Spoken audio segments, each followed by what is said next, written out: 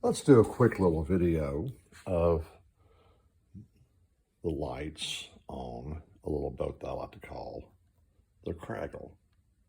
Here we go. There we go. Those work pretty good. I've got navigation lights.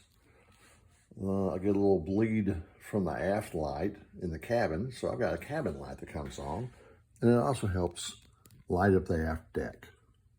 So I'm good. I kind of like this. Nice and simple. First time I've used LEDs. I've always used incandescents. And that works pretty good. I'm running it off an old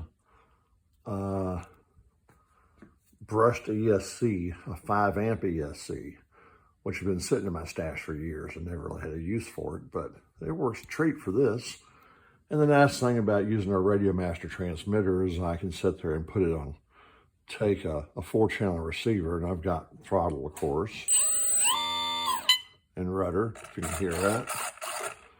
But I can assign one of the other 2 channels to any switch I want, and I've got a slider up here on the left-hand top, and that's my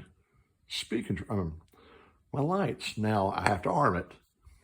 So when I first boot it up and everything's, fired up, I've got to go from low to high to low again, and it's armed.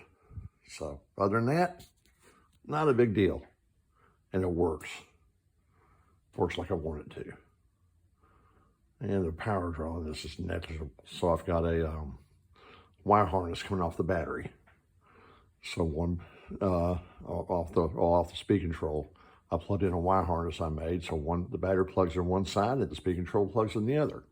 Oh, and if you use a speed control, make sure for lights, make sure you pull the power lead out of the plug that goes in the receiver. Otherwise, you'll have both your motor ESC and that trying to feed power into the receiver, and that's a bad thing. So there you go. Oh, gotta turn the lights back on, head out to sea. We got old Emmet. He's in there getting ready to go. All right, y'all have fun. Bye-bye.